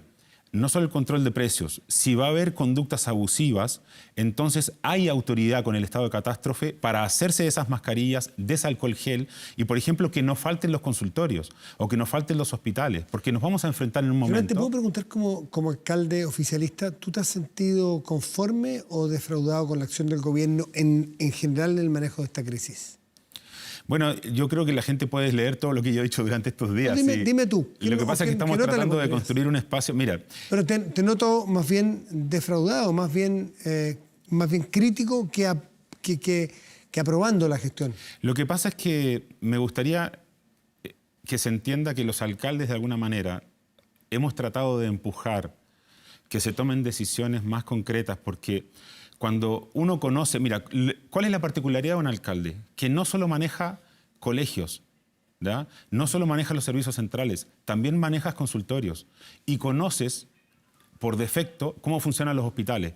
Sotero del Río, 41 camas van a tener que recibir a quienes se enfermen de coronavirus de 1,5 millones de habitantes que se atienden en el Sotero del Río.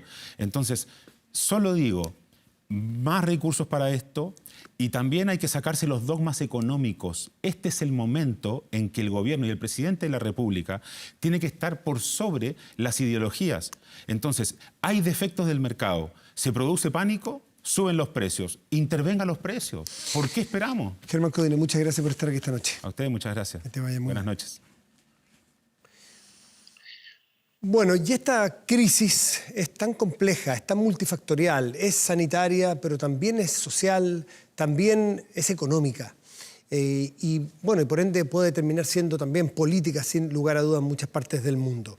Los gobiernos, los estados tienen que reaccionar frente a las distintas crisis con distintos instrumentos. El gobierno de Chile ha anunciado un paquete importante, en torno a los 12.000 millones de dólares, para hacer frente primero a la crisis sanitaria en sí y luego ir en defensa o en ayuda a las familias, a los trabajadores y a las propias empresas. Esto tiene que ser un equilibrio muy sensible, un equilibrio muy delicado que es realmente para médicos expertos en materia económica. Estamos en contacto a Londres con el médico que le tocó tratar la última crisis de Chile por allá a fines de los 90 cuando era ministro de Hacienda. Andrés Velasco está en Londres. Andrés, muy buenas noches. Gracias por recibir nuestro llamado. ¿Qué tal, Matías? Buenas noches. Muy buenas noches. Bueno, y los economistas, y bueno, tú que has sido profesor además por muchos años en distintas universidades del mundo, se la pasan justamente estudiando, comparando distintas crisis. ¿Dónde ubicarías esta crisis que vive el mundo? Esta crisis es grande y es única. Es evidentemente grande porque afecta a todo el mundo y porque ya se está sintiendo en el bolsillo de muchas familias, de muchas empresas. Pero además es única porque nunca, hasta donde yo sé en la historia de la humanidad, le habían dicho a la mitad o más de la mitad de la fuerza de trabajo de cientos de países, oiga, váyase para la casa, quédese ahí y no trabaje. Y cuando eso pasa, no es difícil empezar a imaginarse meses en que la actividad económica cae no 1%, 5%, que cae 40 o 50%. Pero la verdad es que no tenemos precedentes y por lo tanto es difícil estimar lo que va a ocurrir exactamente. Pero sí está claro que es una tremenda crisis y que merece la reacción más potente y más rápida que se pueda. ¿Cómo podrías compararla con la que te tocó encabezar a ti desde el Ministerio de Hacienda por allá a fines de los 90, esta crisis subprime, que tenía otras características, pero bueno, sentado en el mismo escritorio que está sentado el ministro de Briones hoy día? Bueno, a mí me tocó una que hasta ese momento era la más grande desde la Gran Depresión. El mundo entero se contrajo y para Chile el golpe fue triple, porque perdimos mercados de exportación, el cobre se fue a las pailas, saltaron las tasas de interés y además nos quedamos sin acceso a ningún tipo de financiamiento externo. Y obviamente la familia, el bolsillo de la gente, de las pymes lo iba a sentir. Pero habíamos ido al gimnasio, estábamos en buen estado físico y pudimos hacer un potente plan anticrisis.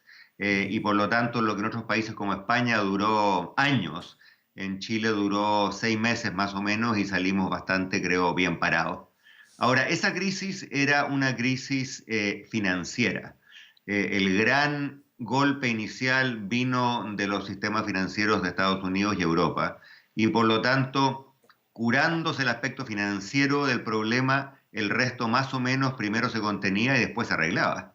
Esta crisis es totalmente diferente, porque no viene del lado financiero de la economía, viene del lado real de la economía, como nos gusta decir a los economistas. Es decir, hay gente que iba a trabajar y no puede trabajar, hay cosas que se iban a producir y ya no se van a producir, y por lo tanto ese golpe inicial es tremendo.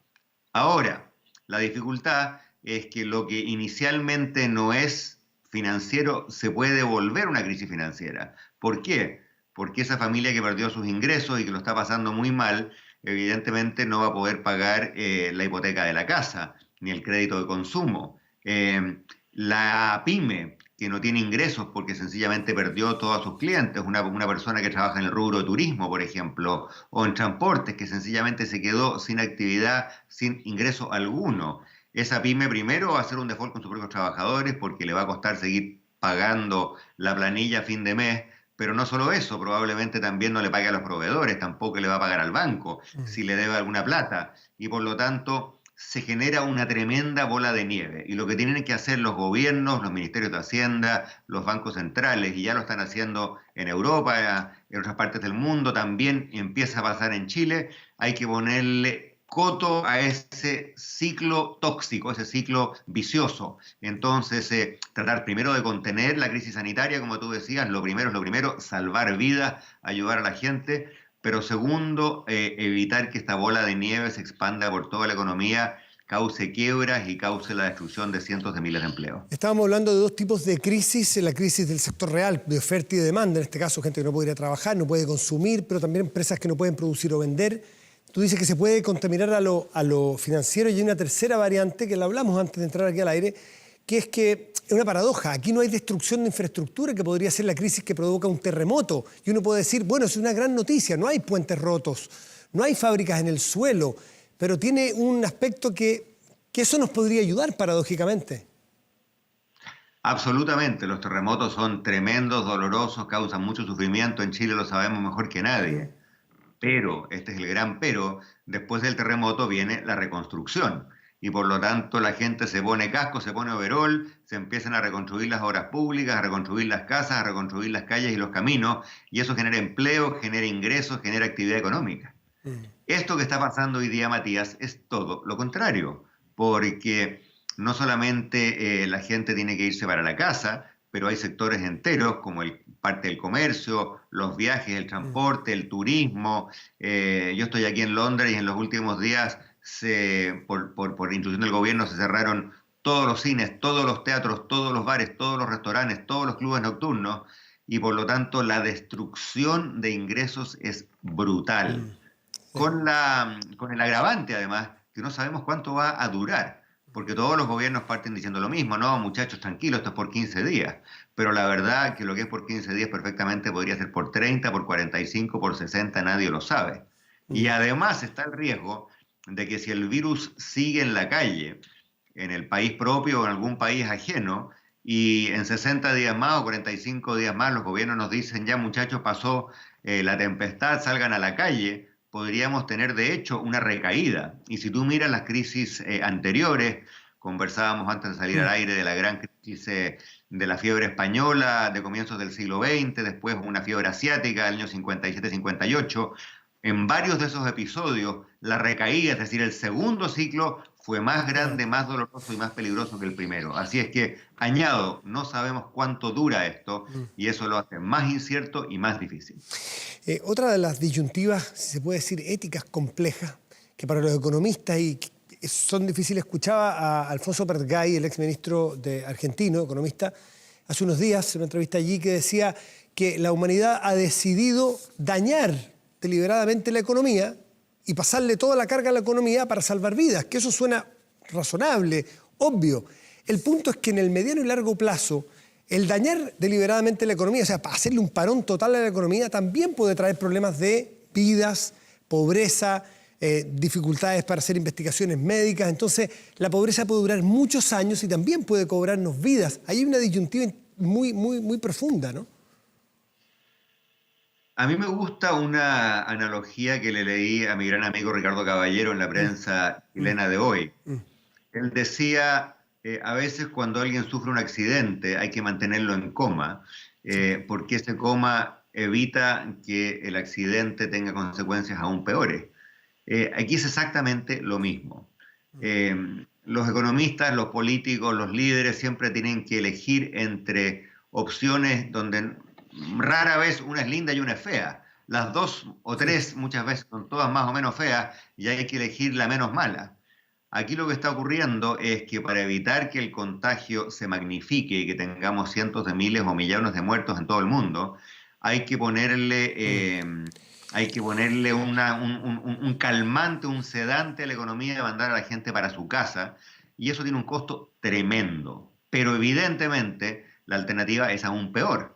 Y va a ser muy delicado, volviendo al punto anterior, ver en qué medida se saca el pie del freno, en qué medida se abren las compuertas y se le dice a la gente vuelva a trabajar.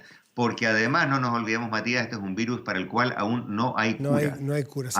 No hay cura, no hay vacuna, y por lo tanto en 60 días más puede que estemos cantando victoria porque alguien descubrió la cura y el problema pasó a ser una enfermedad como tantas otras, pero puede que eso no ocurra por meses o años. Mientras no pase eso, el golpe económico se alarga. Andrés, vamos a las medidas que planteó el gobierno, los casi 12.000 millones de dólares.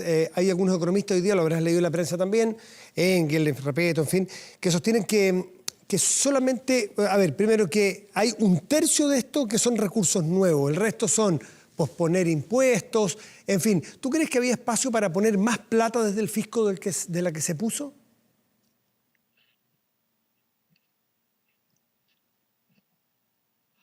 ¿Me escuchas, Andrés? Me parece que se perdió la comunicación. Un segundito. Yo creo... Ahí sí. ¿Estamos? Sí, sí. Ya, es que de repente me salía que la conexión estaba mala. ¿Me escucha? Perfecto, adelante. Ok. Yo creo, Matías, que es un error evaluar el programa por el número de pesos o el número de dólares que pone sobre la mesa. Creo que la primera pregunta que tenemos que hacernos es si las medidas rascan ahí donde pican y aplican un calmante allí donde duele. Y yo creo que la respuesta a esa pregunta es sí. Lo primero es evitar este círculo vicioso, tóxico del que hablábamos recién, y eso implica tres cosas. Lo primero, que a las familias que han perdido sus ingresos, el Estado, la sociedad les ayuda a mantener algún ingreso, a mantener algún nivel de consumo, que la familia esté tranquila y que además pueda seguir haciendo sus compras y que, por supuesto, el resto de la economía no se venga abajo. Habrá que ver que si lo que se pone sobre la mesa, especialmente para los hogares más vulnerables, para los trabajadores informales, para los trabajadores por cuenta propia, fue lo suficiente, pero por lo menos el diseño está ahí, el concepto está ahí, y ese primer pilar del programa me parece acertado. Lo segundo es evitar que las empresas, especialmente las empresas más pequeñas, pero no solamente las más pequeñas, entren en una especie de parálisis no le puedan pagar a sus proveedores, no le puedan pagar al banco. El banco se podrá aguantar, pero los proveedores, que probablemente son otra pyme, no va a poder aguantar. Y por eso hay que darle acceso a la liquidez. ¿Qué diablos es la liquidez? Ponerle plata en el bolsillo a las empresas. Y eso significa que tengan acceso al crédito, que puedan postergar pagos al gobierno, impuestos y otros, pero en especial que los bancos presten, que los bancos no se congelen. Y lo tercero, por supuesto, es que la tasa de interés esté baja. Esto el Banco Central ya lo hizo con una baja bastante grande, inusitada la semana pasada, pero correcta. Y lo más importante, esto lo aprendimos en la década pasada, en la crisis anterior. El sistema financiero es una especie de conjunto de tubos, tuberías, llaves, que no se tape ninguna, que el dinero, que la liquidez, que el poder de compra siga fluyendo a las empresas, a las familias, a todo quien lo necesite. Y para eso vamos a necesitar no solamente un gobierno muy activo, sino que también un banco central muy activo. Andrés, podemos ver los detalles, pero el paquete del gobierno me parece bien estructurado, bien pensado y bien orientado. Uno de los detalles, porque no tenemos tiempo para todos, es el uso del seguro de cesantía. Se sostenían que está diseñado de tal forma que primero el empleador, el empleado no va a trabajar y la empresa no está cerrada, que la empresa pague, ¿no es cierto?, pague los impuestos y pague la previsión y la salud, y que los trabajadores con su seguro de cesantía se pague un porcentaje. Y después, una vez que se termina, vienen los recursos del Estado. Dicen que podría ser al revés porque dejar al empleado sin plata en su seguro de cesantía puede ser muy peligroso si esto se alarga. ¿Cómo lo ves? Sí, yo creo que ese punto es correcto, pero no atenta o no echa abajo el concepto fundamental, que es usar el mecanismo del seguro de cesantía para que las familias no pierdan sus ingresos. Eso es correcto y ahí estamos todos de acuerdo. El asunto importante, pero quizá que viene después es, y para explicar solo a la gente que no tiene por qué conocer estos detalles, hay primero una cuenta individual en el seguro de cesantía y después un fondo solidario. Lo que el gobierno propone es que las personas usen primero su cuenta individual y después el fondo solidario. Algunos economistas amigos dicen, bueno, hagámoslo al revés, primero el fondo solidario, claro, que el fondo solidario empieza a escasear, que el gobierno ponga algunas lucas más y eventualmente después los recursos individuales. Puede ser, me parece correcto, creo que sería aventurado a estas alturas decirle a las familias, oiga, gástese toda la plata que tiene en el seguro de cesantía, cuando el día de mañana no sabemos lo que puede pasar. Pero insisto, ese es un asunto del orden de los factores, pero que no altera en alguna medida el concepto general, que es, hay familias que se van a quedar sin ingresos. Tenemos en Chile, a diferencia de otros países de América Latina, un sistema de seguro de cesantía que funciona bastante bien. Usemos ese mecanismo, usemos los recursos ahí acumulados y de modo que las personas no se queden sin pan ni pedazo. Andrés Velasco, eso es para los trabajadores formales, pero para los independientes y para los informales, un bono de 55.000 pesos también parece difícil de suponer que eso va a solventar gastos durante mucho tiempo. ¿Qué se podría hacer para esas personas que están en el margen? Este es el punto más delicado, Matías, y es un asunto con el cual a mí me tocó lidiar y pensarlo mucho allá en la década anterior, ¿no? Porque todo esto del seguro de cesantía supone que la persona, el jefe o la jefa de hogar, está trabajando formalmente, tiene un contrato de trabajo y por lo tanto hay una empresa que le puede ayudar, o hay un seguro de cesantía que esa persona haya acumulado. Pero aproximadamente un tercio de la fuerza de trabajo en Chile, un tercio de las personas que trabajan en Chile, no trabajan con contrato o trabajan por cuenta propia y por lo tanto muchas veces no han impuesto en el seguro de cesantía, no han impuesto regularmente, no han impuesto del todo y por lo tanto ese mecanismo no está disponible. Lo que el gobierno hizo es algo no tan distinto a lo que hicimos para la crisis anterior, que es disponer un bono. Este bono, ojo, es el monto que tú mencionaste, es por carga familiar, no es para un hogar en su conjunto. Pero por una sola vez. Pero por una sola vez. Entonces, la pregunta va a ser, ¿resulta eso suficiente para sostener a la familia? La respuesta es, obviamente no estamos hablando de muchos recursos, quizás se necesiten más, no sería nada de raro que se necesiten más, pero hay que tener claro también que este es un proyecto que el gobierno va a mandar al Congreso, esto se va a discutir y creo que habrá que hacerle ajustes en la medida, especialmente que vayamos sabiendo, Matías, o que tengamos más luces acerca de qué Andrés, tanto tiempo va a durar esto. Si esto dura 30 días, estamos en un escenario. Si esto dura, la gente, ¿no es cierto?, en cuarentena, en sus casas, sí puede trabajar. Si esto dura 60 o 90 días, claramente ese bono no va a ser suficiente y vamos a tener que estar hablando de montos públicos bastante mayores. Andrés, la economía y la política son vasos comunicantes, tú bien lo sabes, y aquí va a haber un asunto político que enfrentar, sobre todo en los tiempos que estamos viviendo, cuando para no trancar esta máquina completa, estas tuberías, que no se tape ninguna, ni se cierre ninguna llave, va a haber que ir en Chile y en el mundo en apoyo de empresas privadas y empresas que les ha ido muy bien por mucho tiempo y ahora va a haber que ayudarlas. ¿Va a haber espacio político para sacar recursos del fisco para apoyar a estas empresas? Tú hablabas hoy día en la mañana en el diario sobre, bueno, a lo mejor va a haber que nacionalizar esas empresas, quedarse que el Estado se quede como una parte de esas empresas. ¿Cómo se puede manejar eso, que es bien delicado? Sociabilizar las pérdidas. Es bien delicado, Matías, y por eso hay que manejarlo bien. Tampoco pretendamos inventar la rueda. Este mismo problema lo han enfrentado muchos gobiernos democráticos del mundo y hay fórmulas. Primero, definamos bien el problema. Evidentemente, desde el punto de vista político, desde el punto de vista de la justicia, puede parecer injusto apoyar a una empresa grande que es potente, que tiene un gran capital y que ha ganado por mucho tiempo mucho dinero. Eso políticamente habrá gente que lo plantea así. Al mismo tiempo, esa empresa tiene trabajadores y es la responsabilidad del Estado, primero que nada, preocuparse de la suerte de esos trabajadores. Si esos trabajadores se quedan sin trabajo, se quedan en la calle, eso es responsabilidad de la sociedad, responsabilidad del gobierno. Y además esa empresa tiene proveedores, muchos de los cuales probablemente sean pymes. Y por lo tanto, si queremos todos ayudar a las pymes, tenemos que asegurarnos que las empresas más grandes que tienen a las pymes como proveedoras no dejen de pagar. Ahora, ¿cuál es el punto? La sociedad no puede sencillamente regalarle esa plata de ningún modo a las grandes empresas. La fórmula que se ha usado en muchas partes del mundo, que usó, por ejemplo, el presidente Obama durante la crisis anterior, que usó el gobierno laborista de Gordon Brown en la crisis anterior, gobiernos de centro izquierda que han dicho, aquí se trata de una inyección de capital, es decir, que los controladores de la empresa pongan sobre la mesa acciones de la empresa, el Estado se queda con esas empresas, no porque quiera nacionalizarla para siempre, ni mucho menos, de ningún modo, sino que porque sencillamente el Estado recibe algo a cambio de la inyección de capital que hace.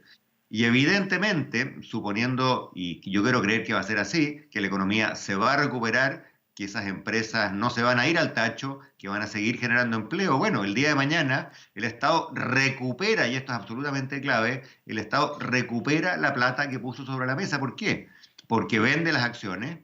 Cuando la economía ande mejor, en 6 meses o un año, esas acciones van a valer más y por lo tanto los contribuyentes, la gente que paga sus impuestos, la gente que está al final de cuentas financiando el Estado, que somos todos, recuperamos la plata que se puede haber puesto para apoyar a una empresa grande en circunstancias excepcionales.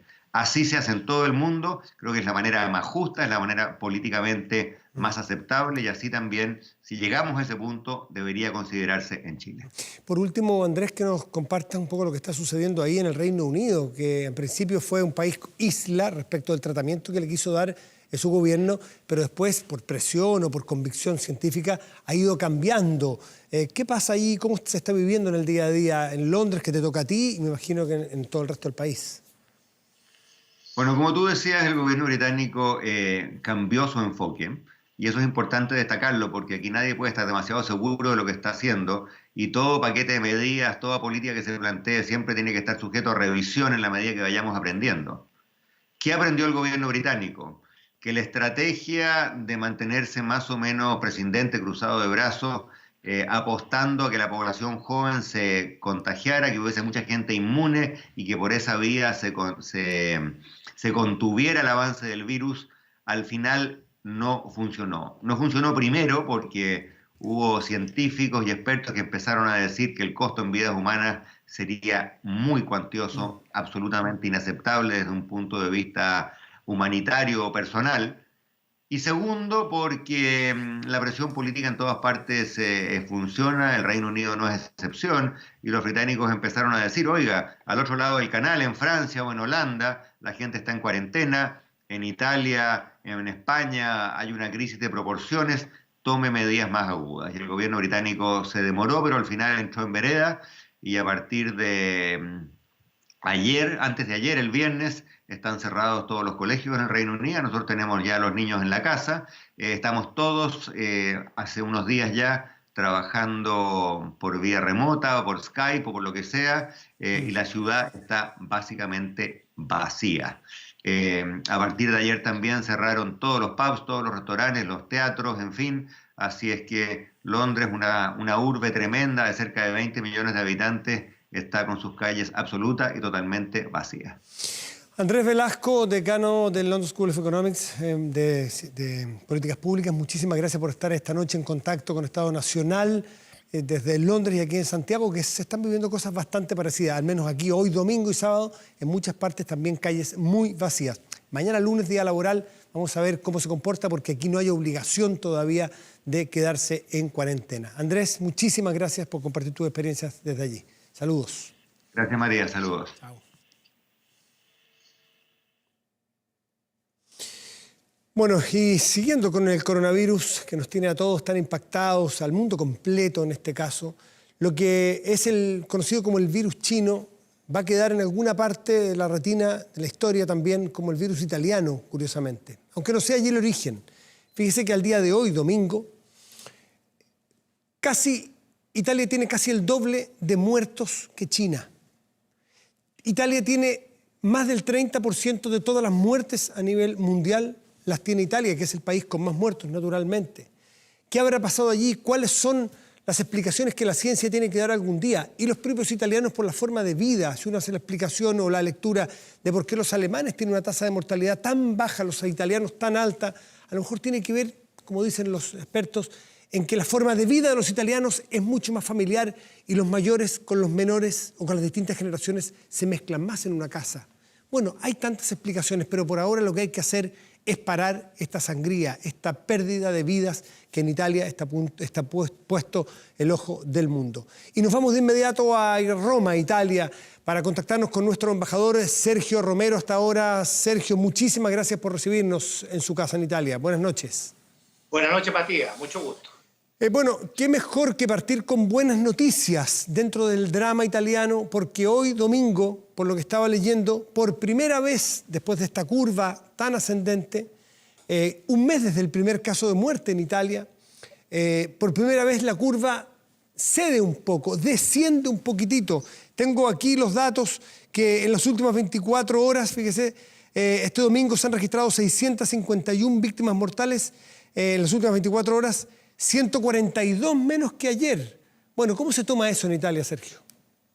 Bueno, con esperanza, porque hay una ansiedad y un temor que es propio de esta pandemia y que circula por Europa, circula por el mundo. Hoy día prácticamente una impresionante cantidad de países están hoy día contaminados. Y en Italia, como tú lo decías con mucha claridad, yo diría que la familia italiana tan importante, tan especial, que viven en conjunto, en que los nonos, los abuelos viven con los nietos, yo diría que de alguna manera es un hábitat diferente familiar y eso yo probablemente creo que conte. Es decir, una afirmación extraordinariamente impactante. Dudo de que circule siquiera algunos supermercados y algunas farmacias. Y de eso nada más. Claro.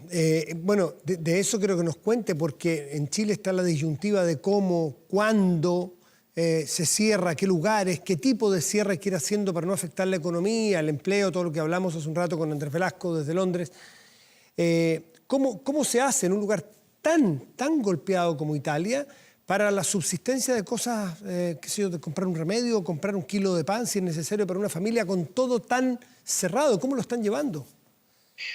Con disciplina. Yo creo y yo tengo una admiración enorme y cada vez mayor por Italia y por su pueblo, porque yo no he visto realmente personas que ejemplarmente tengan un amor y un cariño a su país.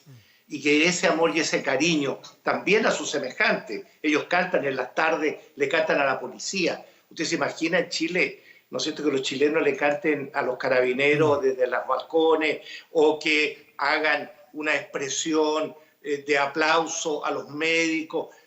Aquí no hay crítica. Aquí se han tomado virtualmente, porque no se pueden físicamente tomar de la mano, y están cumpliendo rigurosamente lo que se les indica.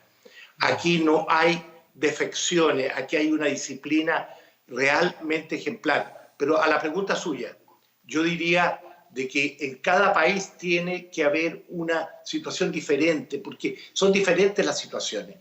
Y ese es el tema que yo hago un llamado a los chilenos, que entendamos de que aquí tiene que haber una sola autoridad que dé las instrucciones y no seguir cuestionando cada acto, cada decisión que se adopta.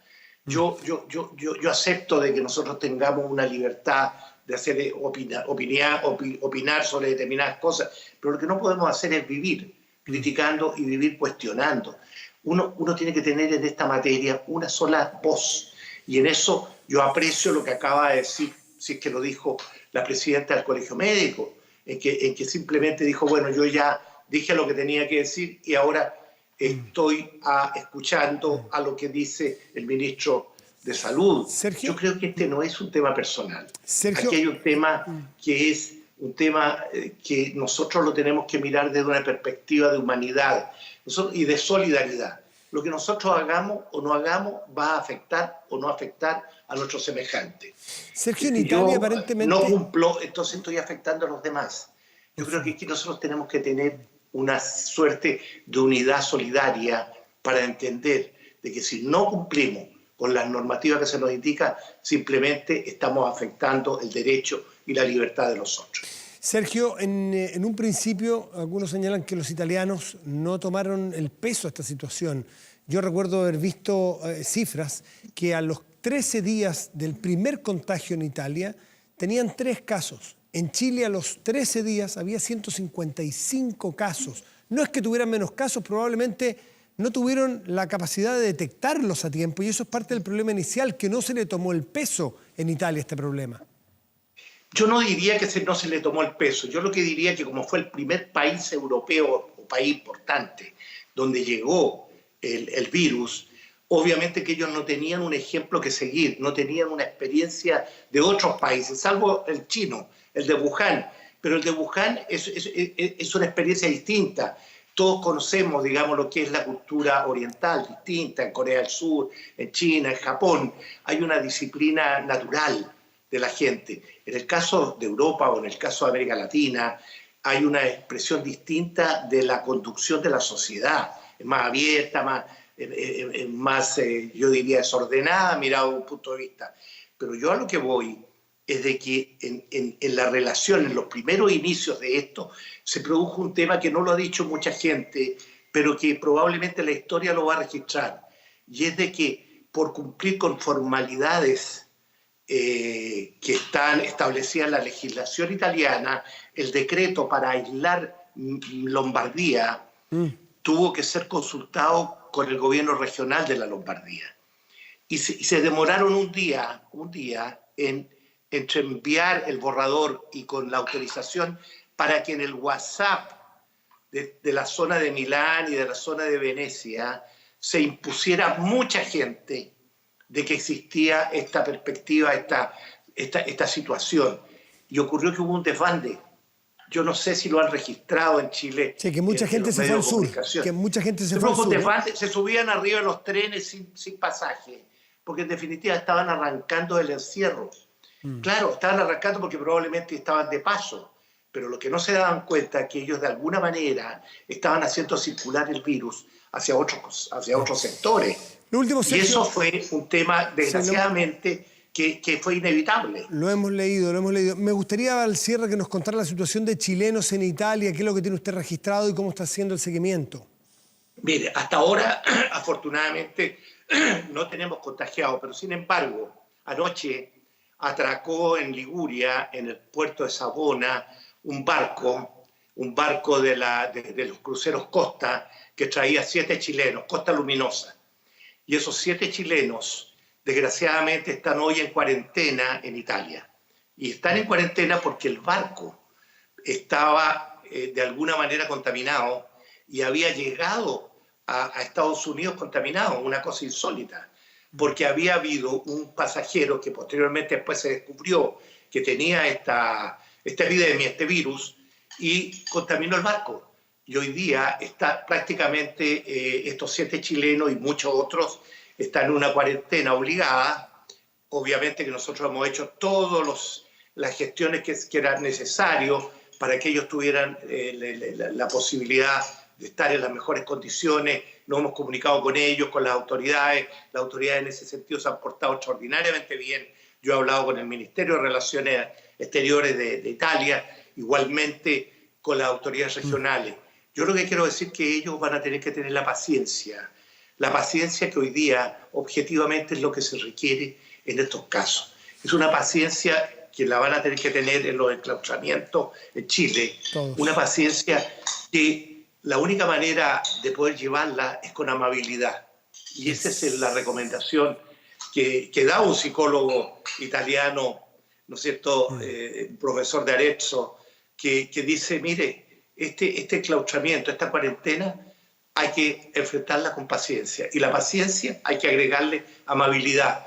Y además pensar de que no es para siempre el enclaustramiento, que hay una posibilidad que puede ser 1 mes, 2 meses, que se va a salir de ello.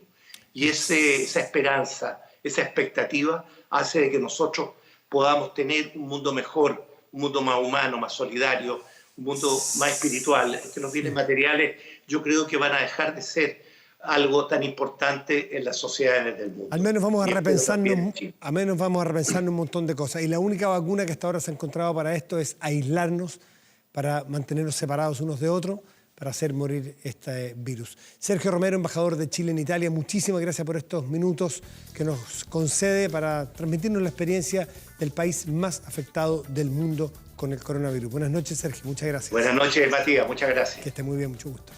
Y nosotros nos vamos a ir a unos comerciales, ya volvemos, espérenos aquí en Estado Nacional.